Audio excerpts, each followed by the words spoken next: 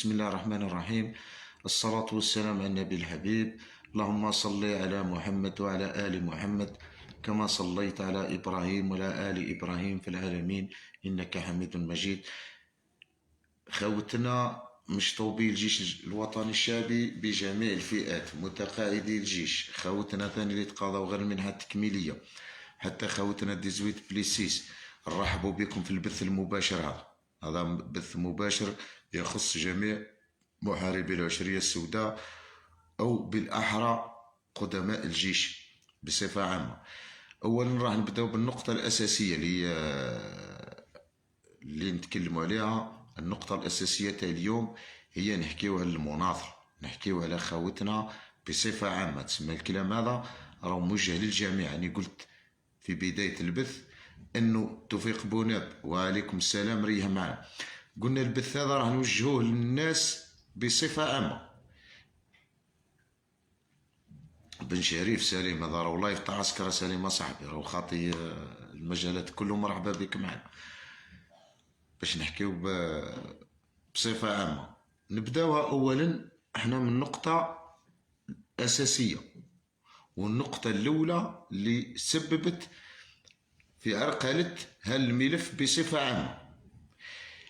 أولا قادرة تكون مفتعلة، هذا احتمال ضعيف جدا، قادرة تكون مفتعلة، وإلا ثانيا هذا هو المستوى نتاعنا بصفة عامة. أنا نتكلم ومانيش نهدد في أشخاص، وكي نحب نهدد أشخاص راني نهددهم، بس كان اللي نحطه في السيبلة راني نحطه، راني نتكلم بصفة عامة. أول سبب أو بالأحرى السبب الرئيسي في عرقلة هذا الملف هو السب والشتم، والأشخاص هذه اللي قاعدة تستعمل في وسائل التواصل الاجتماعي بطريقة سلبية جدا.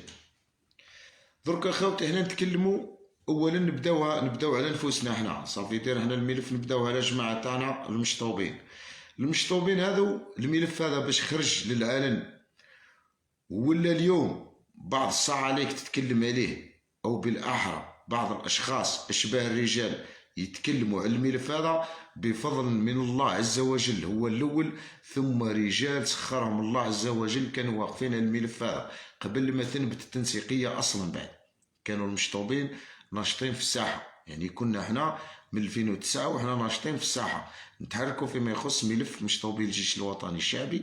كنا نطالبوا بالحقوق تاعنا من وقت المرحوم عبد العزيز بوتفليقه والقايد صالح، وحنا نطالبوا بالحقوق نتاعنا الى ان شاءت الاقدار. وكان توفيق سبق وقلت من الله عز وجل في وقت الرئيس عبد المجيد تبون تفتح الملف هذا، وكانت عنده هنا قلنا في بداية الأمر أنه كانت عنده جرأة سياسية، وإلا كانت عنده إرادة سياسية وفتح الملف هذا. الملف هذا كي تفتح احنا قدمنا مطالب للوزارة وقعدنا وتحاورنا على عدة جولات. هواري ابقى معنا خويا هواري بارك الله فيك. قدمنا وخونا هواري هذا تسمى لي كي قلت هواري راه من المناضلين القدامى اللي كان معنا منذ سنين، حتى من قبل ما تكون التنسيقية أصلا. بعد وقفنا على الملف هذا نتاع خاوتنا المشطوبين، تحملنا الأمانة هزيناها لوجه الله تعالى، وواحد ما يخلص فينا، وبالعكس نزيدو من جيوبنا ونخليو ديارنا ونخليو ولادنا ونتحملوا المناضلين، وتحملنا الريسك تاع الطريق، وتحملنا هنا في نفوسنا، تعرضنا حتى لمحاولات قتل والناس على بالها، تعرضنا للابتزاز، تعرضنا للسب، تعرضنا للشتم، ضحينا في النهاية، ضحينا من أجل الملف ومن أجل قضية احنا مامنين بها. التضحيات نتاعنا هذه ما راحتش في الباطل. تفتح الملف، وإذا به تفتح الملف كان واحد قاعد في القهوة ما على بالوش أصلا بالقضية المشطوبين، وإلا حتى بالمتقاعدين ما على بالوش حتى بالقضية هذه وش هي. وإذا به هالأشخاص هذو خرجونا لنا هنا، كاين اللي عارضنا وبداونا بالسب والشتم والتخوينات وكذا، وهم داو كان اللي قالوا حتى داو الفيلات، داو الحوانت، داو الدراهم، وراهم عملاء وفيهم وفيهم وفيهم وفيهم. المهم العبارات التي لا تليق كاملة حطوها فينا احنا، واستعملوا وسائل التواصل الاجتماعي هذه اللي كانت من المفروض تعطينا قوة في لم الشمل، وتعطينا قوة لنا احنا كمفاوضين ولا كمسؤولين الملف هذا، نقدروا نتفاوضوا ونقدروا نقدموا بالملف. للأسف استعملت سلبيا في جانب سلبي، ولات الناس تسب الشتم التخوينات، وتعرضنا صح الأمور تأسفية اللي خلاتنا احنا والله العظيم يعني نهضر مش من نفسي أنا فقط، نهضرش على نفسي، نهضر على روحي أنا، نهضر على عيسى شامخ، نهضر على صواب، نهضر على بوناب، نهضر على جمال بولان، نهضر على كمال بوزيدي، الناس اللي كانت كامل في الواجهة في الملف هذا. الناس هذه كامل تعرضت للسب والشتم والتخوينات من طرف من طرف الزملاء نتاعنا، من طرف الزملاء نتاعنا، ومن طرف خوتنا اللي يهموا الموضوع واللي تهموا التسوية أصلا بعد. ناهيك على أصحاب هذو الناس اللي مخترقين لي باج فيسبوك ودخلوا جدد، والناس هذه اللي تعمل على تعرقلة الملف هذو الناس هذو تسمى رانا مكلاسينهم وعلى بالنا بهم، وعلى بالنا بلي صفحات تاع الفيسبوك هذه مخترقة حتى من طرف أجانب، من طرف مراركة، من طرف كذا كذا. كاينة ناس قاعدة تدرس صح في الفيسبوك هذا، وتدرس في وسائل التواصل الاجتماعي ومخترقتها كامل. كاينة أجهزة والناس كامل تعلم الأمر هذا. أنا ما نبقاش نربي فيك أخويا العزيز، وما نبقاش نقول لك ها واش تقول ولا ها واش دير. احنا مؤخرا كانت عندي زيارة أنا لدالي إبراهيم، وطلعت حتى لمديان، وكانت عندي المهم تحركات، وكانت عندنا معلومات، وقلنا لخاوتنا المشطوبين أرواحوا وقفوا على الملف، لأنه اليوم راهو انتم عندكم ممثل، والممثل هذا بار اكزومبل نهضروا على عيسى شامخ. عيسى شامخ أنا ما حطيتوش وحدي هكذا، حطوه ولائيين ومناضلين وناس كما يقولوا حطوه بالتوافق ومشاو معاه وقالوا له روح دير. عيسى هذا قدا في عمره اليوم، في عمره 52 سنة، ولادته كبار ويعرفوا، وكل واحد بالهاتف النقال تاعو وحده، ويشوف فيك انت انا على بالي انا من نهضر، انت اللي قاعد اليوم معنا هنا في البث هذا، كاين ناس معنا في البث، يشوف فيك انت يطلع لايف ولا يشوف باباه مداير لايف وانت تسب فيه، وش يقول لباباه؟ يولي يحشم باباه، يقول له سي بون وصلنا للمستوى خلاص. ولده صغير يولي يقول له خلاص. انا نهضر على نفسي، انا عندي خاوتي صحابي ناس فاميلا، قالك خلاص الناس هذو اخويا الناس ماهيش في المستوى، ناس مش محترمه، وانتم لا قاعدين تجريو. وعلاه احنا اليوم نجريو على نفوسنا بركان. نختصر جمال، هذا هو الامر. انتم الامر اللي يهمكم سي جمال، نتاو بعض الاشخاص انه نعطيوكم المعلومه فقط، ما عادش تهمك حاجه واحده اخرى. اصبر، ما صبرتش تفضل اخويا باحترام، اصبر، المعلومه مازال. نتكلموا على امر يهمنا، وهذا اهم من المعلومه واهم التسويه، انه احنا اليوم ماناش محترمين بعضنا. انه واحد في عمره 50 سنه ولا قريب 60 سنه مداير بث مباشر يسب في صاحبه، هو نورمالمون يكون قدوه، اولا يكون قدوه للعائله نتاعو قبل ما يكون قدوه للاصدقاء ولا الناس اللي تتبع فيه في وسائل التواصل الاجتماعي. واحد عنده 5 و6 ولادته يقراو في الثانويه وفي الجامعه، وكاين اللي ولادته زوجهم ولا بناته راه يزوجهم ومازال مداير لايف يطيح في الهضره للناس، وتقول لي اعطيني المعلومه وروح، ما نعطيكش المعلومه.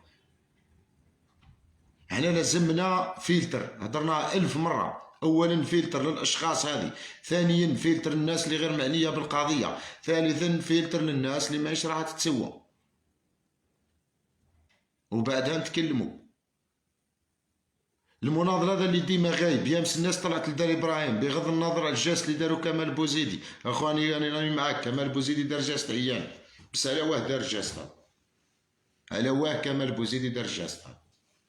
لانه كمال بوزيدي دركا عندنا في هيئه الشهر ملي قال لكم حنا طالعين جيبوا ممثلين تاعكم ارواحوا، اتصلوا حتى بالناس اللي قاعده تدي غير في التكميلي باش يكونوا معاهم. وعلى بالي انا بلي ما يجيوش وما طلعتش، قلت لهم ما يجيوش، على بالي بلي مهم جايين، لانه انا طريقه النضال تغيرت. حنا كي قلنا لكم ارواحوا نمشيو بطريقه دبلوماسيه. حنا عندنا ممثلين، عندنا منسقين في الولايات. انا كنت نهضر مع عيسى وهضرت مع التجمع التكميلي وهضرت مع الناس كامل. عندنا ممثلين، راح نحطوا الممثلين تاعنا في الصوره، نوضحوا الصوره للمناضلين، وبعدها راح نمشيو، لانه كاين رجال ورجال في الخفاء، رجال الخفاء واقفين حتى على امن واستقرار الجزائر، قاعدين يعاونوا فينا. قلنا لكم 1000 مره ارواحوا نقدموا المطالب تاعنا، لانه انا نعطيك باختصار وانا مسؤول على كلامي وعلى بالي واش قاعد نهضر. درك بار اكزومبل تهضر على التنسيقيه. التنسيقيه بالنسبه لي انا نعطيك ونتحمل مسؤوليه كلامي. التنسيقيه اليوم بنسبه 90% متنصله من قضية المشطوبين، باش ما نكذبوش على بعضنا. بقات الناس تحترمنا نحترمهم، احبابنا نمشيو معاهم يمشيو معنا، اللي ضرهم ضرنا واللي فرحهم فرحنا، هذا تسمى امر تاع صداقة. التنسيقية اليوم ماهيش مستعدة باش تحط مطلب يقولوا له مشطوبين. نحكيو على المنظمة دارت مؤتمرات، ودارت مؤتمر وطني الاخر نتاعها، وقدمت التقرير نتاعها، وقدمت المطالب نتاع متقاعدي الجيش، والله ما حطت مطلب يخص المشطوبين. وانا نتحمل مسؤولية كلامي، وممكن حتى رئيس المنظمة يسمع فيا، واعضاء في المكتب الوطني في المنظمة يسمعوا فيا، واذا انا غلطت يواجهوني بالتقرير، يحطوا نسخة منه في الصفحة الرسمية ويكذبوا الكلام نتاعي. وماهوش عيب انا كي نهضر هكا ولا راني نقيس فيهم كاشخاص. هما راهي المنظمه هذه تخص متقاعدي الجيش، نقطه رجع تستر واضحه الامور. اما بالنسبه لخوتنا المشطوبين ولا فئه التكميلي، هادو لازمهم يوقفوا على الحقوق نتاعهم. انا اليوم انا مشيت مع منظمه متقاعدي الجيش ومشيت مع التنسيقيه. اليوم المنظمه عندها مطالب قدمتها تخص التقرير يخص فئة متقاعدي الجيش فقط. التنسيقية حطت نفس تقرير، لأن المنظمة معتمدة والتنسيقية ماهيش معتمدة. المنظمة قدمته بصفة رسمية لأنه راهي معتمدة، التنسيقية عندها نشطاء وعندها ناس في المكتب الوطني. قدمت المطلب، قدموه وتبدلت الدبلوماسية، ولاو حتى هما يمشيو ورقة وستيل، ومن حقه. انا راني معاه من حقه. انا اليوم قادر نخرج بالهيكل تاع التكميلي ونروح نحط المطالب نتاعي فيما يخص التكميلي. ولكن حنا مشينا هزينا امانه، الامانه هذه يقول لها ملف كامل يخص مشطوبي الجيش الوطني الشعبي. اليوم الملف هذا كاين ناس راحت للتكميلي وكاين ناس مازالت مشطوبين. حنا كي هزينا الامانه النهار الاول وعدناكم انه نواصلوا معكم، مازلنا واقفين وانتم ماكمش واقفين. المناضل غايب، المناضل اصلا غايب، المناضل تاعنا غايب. اليوم الاسباب اللي خلات مثلا ممثلين تاع المتقاعد، نهضر تسمى، او حتى انا غضبان شخصيا كي يروح باش يدخل لدالي ابراهيم يستنى، ما عندكش موعد او ما كانش، اصبر، يتقلق قادر يروح. انا نروح قادر نتقلق، ندينا حالات تاع مرضى. يقول كثر خير رجال الخفاء، رجال في الخفاء سخرهم الله عز وجل يعاونوا فينا، وسخرهم ربي سبحانه اولا للناس الفئه الهشه هذه، المرضى والزواري هذه تلقاها حتى في السيفيل في المجتمع المدني. قادر تجيب واحد مريض منا كذا، انت دير له اعلان كبير والدنيا وكذا، ويجيو الناس هذوك اللي يبانوا كامل واحد ما يعاون، ويجي واحد في الخفاء يقول لك واش يلزم كان هنا انا نعاون لوجه الله تعالى، ما تذكرش اسمي ولا ها روح ديه ولا يهزو يديه. هذه امور سخرها الله عز وجل وواحد ما يقدر يهرب منها. قادر ربي سبحانه يجعلني انا سبب، فقط اني قادر يجعلني انا سبب في امور. انا نحاول قدر المستطاع اني نمد الحاجه المليحه ونعاون.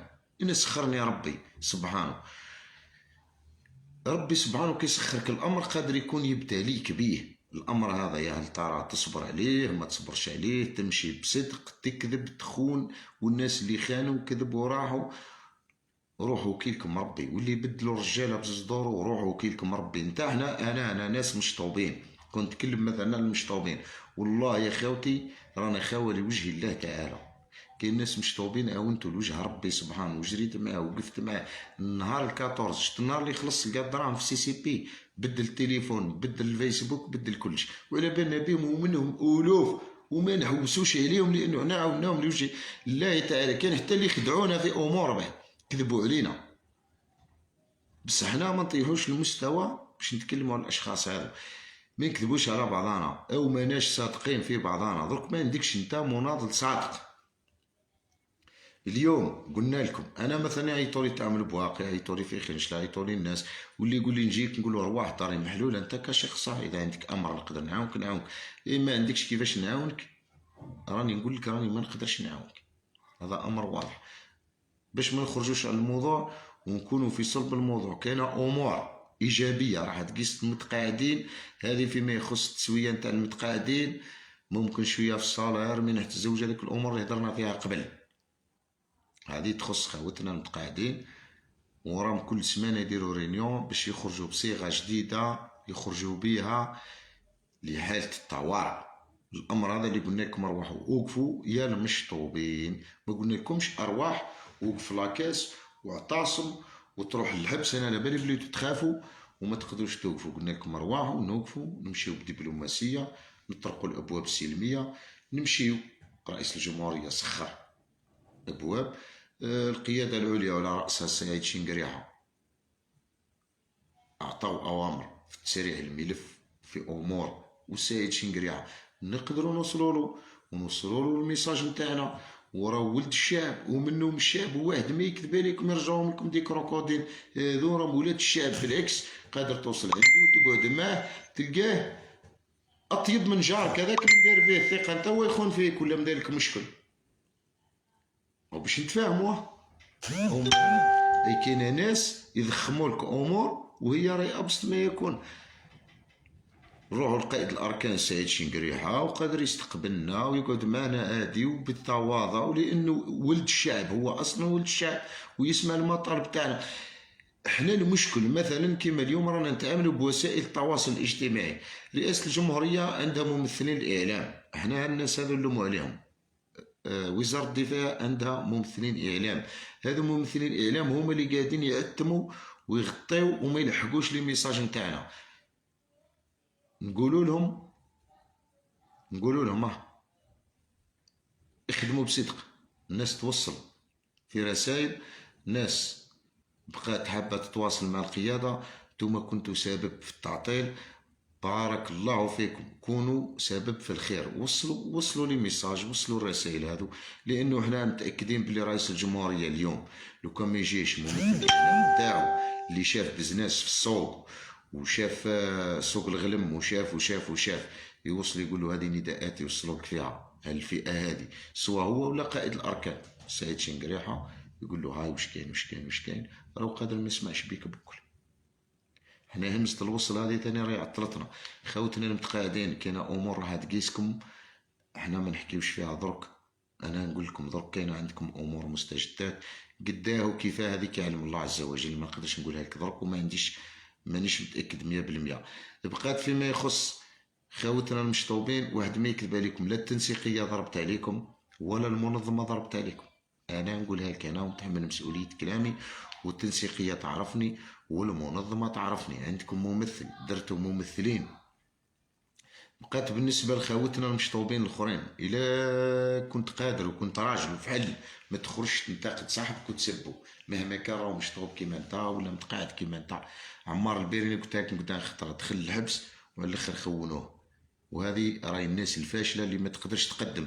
لو كان جينا في دول متحضره ودول تعرف قيمه الرجال كانوا حنا يكرمونا، لانه حنا هما عندهم اللي في الاوروب ولا في الدول المتقدمه اللي نورمالمون هما يقتديو بينا، مش حنا نقتديو بهم. الناس اللي تناضل وتمشي لوجه الله وتعاون وكذا يكرموهم، ولكن نتوما كرمتوا الناس بالسبان بالشتم وطيحتوا النيفو لدرجه انه وليتوا سخريه في وسائل التواصل الاجتماعي. انا ناس سيفيل يقول لي انا ما نتفرجهمش لي لايف تاع العسكر يطيحوا بزاف مش متربيين، والله كاين اللي قالها لي.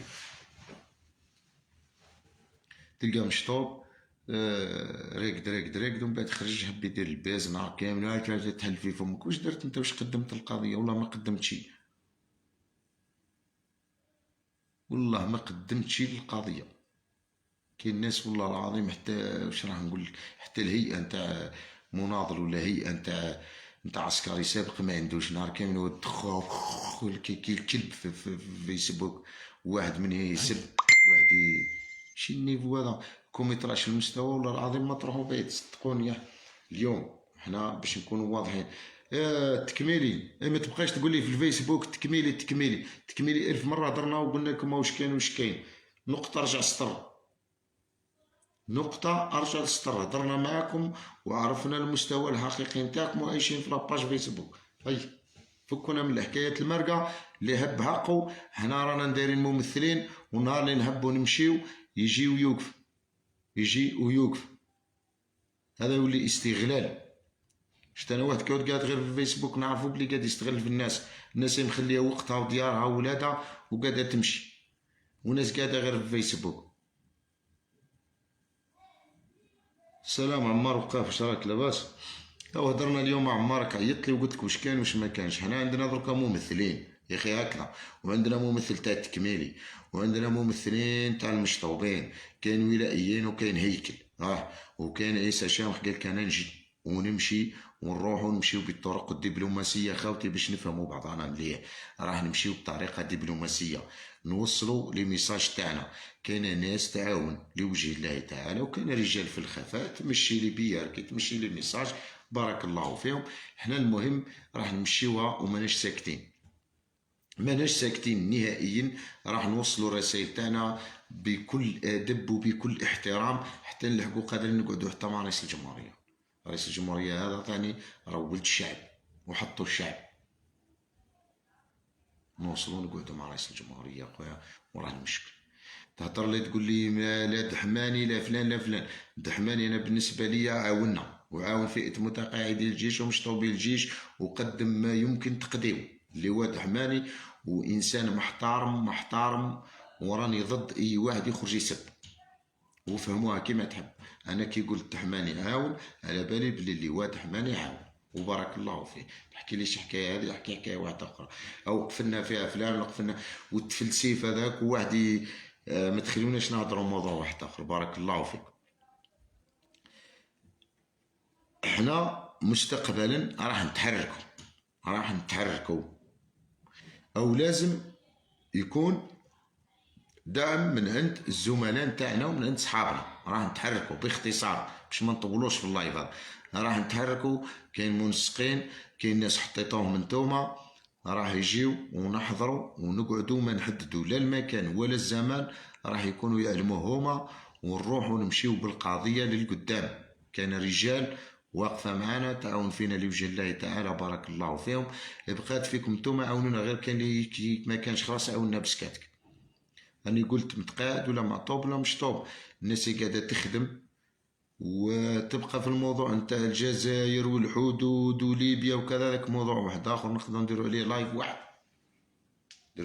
واحد، والوطنية نديروا عليها لايف وحدها، لأن الوطنية ما تنهاش. حنا من عندنا الوطنية موضوع واحد آخر. هذه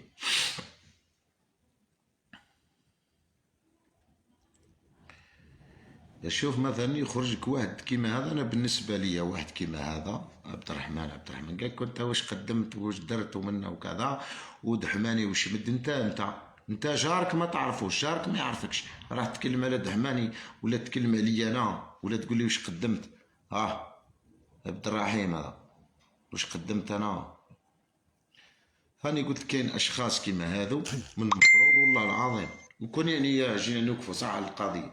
او كان مثلا جيرانو يعرفوها رخيص كيما هذا، مثلا واحد كيمد تعليق سلبي يروحوا له ديريكت،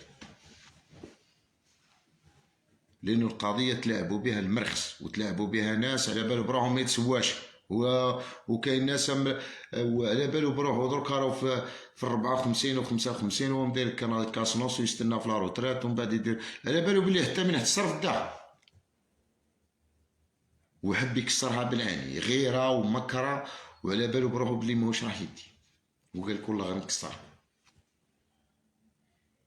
حب يحطم القضية بأي طريقة. كاين ناس هذا، كاينين غير هما. حتى 18 بليسيس انا قلت لخويا اللي عنده المرض دخلوه واستقبلوه. هاي ناظر حتى 18 بليس عنده المرض دخلوه واستقبلوه وفتحوا له ملف على مستوى صندوق التقاعد العسكري. الحمد لله. واللي ما عندوش ملف مرفوض، ملف مدني مرفوض، كيما انت كيما المشطوب كيما المتقاعد، يعني راهي نفس المعامله باش نكونوا واضحين. هذا فيما يخص العطب. الفرق برك انه المتقاعد كيما يديش لونفاليد التقاعد تاعو قاعد يمشي، هذا هو الفرق. يعني المتقاعد راه من بعد تكون امتيازات فيما يخص متقاعدي الجيش، زياده في الزوجه، في منح الزوجه، زياده في الصلاه وباز ومنه وكذا. الامور هذه تقيسو عادي، تسمى المشكل تاعو في لانفاليد. مي انت المشكل تاعك كي ما تديش لانفاليد ما تدي والو، تبقى تروح في بلاصتك وتسب في صاحبك. هذا هو الفرق بينك وبين المتقاعد. المتقاعد اليوم عنده اللي قاعد يهضر عليه، وعنده اللي يتكلم عليه، وعنده اللي يحط الملف على مستوى وزارة الدفاع، وعلى مستوى دالي ابراهيم، وعلى مستوى رئاسة الجمهورية. وحنا المشطوبين عندنا الناس اللي حاطه الملفات في الفيسبوك، كل اللي يجبد الدوسي تاع واحد ويبدا يهضر في شعل النار في خوه. زروق عبود صديقي العزيز، وفقك الله اخي زروق، يعطيك الصحة، بارك الله فيك. هديك وصلح بالك الاخ لطفي. هذا بالنسبة لخاوتنا. احنا راح نتحركوا وماناش ساكتين، وراح نتحركوا بطريقة دبلوماسية، طريقة بإذن الله راح تجيب الحقوق تاع خاوتنا. احنا ومش أي خطوة نبداو نديروها يبدا يخرجوا الكلاب. أنا نابع على روحك من عندي، نابع على روحك. أنا أي كلب ينبع نطيش العظم، انبح منا إلى يوم يبعثون. أنا على بالي أنا كي نسطر هدف بين عينيا، لا نبع على روحك. صدقني أي كلب حاب يبدا ينبه يا من درك، راهو طول بعد. هذه يديها من عندي. بقات في خاوتنا المناضلين، الناس اللي تعبوا، الناس اللي وقفوا على القضيه، الناس اللي جراو من يوم اللي ندار الهيكل تاع المشطوبين هذا وما واقفين. نقول لهم بارك الله فيكم، الامانه هذه راهي صعيبه، حنا نقدروا نمد لكم يد المساعده وندعموك. التكميلي كيف كيف، ما توقفوش، تبقاو في التكميل الى يوم يبعثون، وما تبقاوش عايشين في جروب ماسنجر هوب ونجيو ونديرو وما ديرو والو. هذا واش تسمعوا من عندي. فؤاد بازيز من خنشله، مرحبا صديقي، وانا على بالي بالقضيه تاعك، وعندي يومين من اللي عيطت عليه، اصبر رجعوا لي برك ونهضر معاك. انا على بالي بازيز، على بالي. تبان لي الامور واضحه خاوتي، واللي عنده اي انشغال ولا اي حاجه يقدر يجي النهار اللي يجتمع الولايه نتاعو، ولا يكون الهيكل ولا الناس اللي قاعده تحرك تكون ثم، يجي ويطرح الانشغال تاعو ويعارض. الى حب يعارض باحترام. وفكونا من الفيسبوك هذا على وجه ربي. راهي كاينه ناس، يعني كيما سبق وقلت، اي كاينه ناس راه مولاتهم رجاله. اللي قلتها لكم، عطيتكم مثال، قلت لك انت درك انا ذيك النهار نشوف في عيسى طالع لايف، والناس كاين اللي يسب يسب يسب يسب يسب، والسيد ولده هو اللي حاكم له من التليفون، وبناته كبار، وقاعد يجري وهو بعد 0 دينار ولا بالي به، وعلى بالك هذا شكوش من جهه يخدم. اذا خاوتنا، نكون او لا نكون، نكون او لا نكون. وتحياتنا للجميع. السلام عليكم ورحمه الله تعالى وبركاته. وخاوتنا باذن الله، انا تبالي اللايف تاعي راه واضح، راه واضح جدا. تحياتنا للجميع.